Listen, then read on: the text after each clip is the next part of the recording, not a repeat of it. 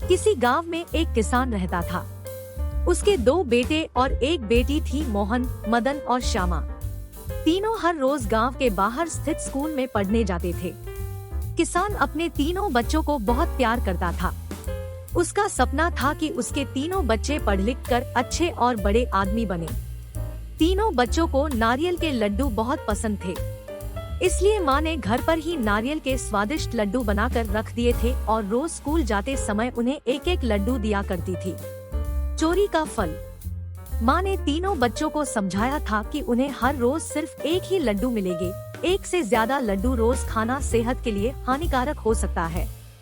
माँ ने उन्हें ऐसा डराने के लिए कहा था ताकि लड्डू ज्यादा समय तक चले, कुछ ही दिनों में खत्म न हो जाए। एक दिन घर पर कुछ मेहमान आए। उनको लड्डू देने के लिए जब माँ ने लड्डू का डिब्बा खोला तो वह दंग रह गई। उसमें से आधे से अधिक लड्डू गायब थे। माँ तुरंत समझ गई कि उसके बच्चे लड्डू चोरी करके खा रहे हैं। माँ ने ये बात किसान को बताई। किसान को यह बात सुनकर बहुत दुख हुआ। वह इतनी मेहनत करके अपने बच्चों को पढ़ा लिखा रहा था। उसके बच्चे यदि चोरी जैसा गलत काम करना सीख रहे हैं तो उसके लिए बड़े शर्म और दुख की बात थी। किसान के लिए यह पता लगाना बहुत मुश्किल था कि उसका कौन सा बच्चा लड्डू चोरी करके खा रहा है। फिर अचानक किसान को एक तरकीब सूझी। उसने अपनी पत्नी को समझाया कि नारियल के लड्डू में नीम के पत्तों का रस मिला दे। किसान की पत्नी को यह तरकीब अच्छी लगी और उसने ऐसा ही किया। दोपहर के बाद जब तीनों बच्चे स्कूल से लौटकर घर आए तो माँ उन्हें खाना देकर गाय को चारा डालने के लिए घर से बाहर चली गई। कुछ ही समय बाद किसान का दूसरा बेटा यानी मदन घर के मुख्य द्वार पर आया। उसने दरवाजे पर ही सब खाया पिया उलट दिया। मोहन का चेहरा उतरा हुआ था और आंखों से खूब पानी बह रहा था। तभी किसान और उसकी पत्नी भी घर के मुख्य दरवाजे पर पहुंच गए।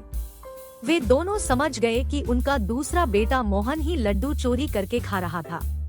माँ ने पानी से मोहन का मुंह साफ कराया और उसे घर के अंदर ले गई। किसान ने बड़े बेटे मोहन और छोटी बेटी श्यामा को मदन की करतूत बताई। उन्होंने भी पिता को बताया कि मदन हर रोज स्कूल के रास्ते में पड़ने वाले बगीचे से फल चुराकर खाता है। यह जानकर किसान और उसकी पत्नी को और दुख हुआ। किसान ने क्रोधित होते हुए यह कहा कि कल से मदन अब स्कूल नहीं जाएगा, वह मेरे साथ खेतों में मजदूरों की तरह काम किया करेगा। यदि उसे चोर ही बनना है तो उसे पढ़ाने लिखाने से कोई फायदा नहीं है। उधर मदन की रो रो कर हालत खराब थी। उसको अपनी गलती का एहसास हो चुका था। उसने अपनी गलती स्वीकार कर ली। मदन ने अपने माता पिता से माफी मांगते हुए कहा कि वह आगे कभी चोरी नहीं करेगा। पिता ने उसे समझाते हुए कहा, देखो बेटा, चोरी करोगे तो अपमान ही मिलेगा। यदि सम्मान चाहते हो तो अच्छे काम करने पड़ेंगे।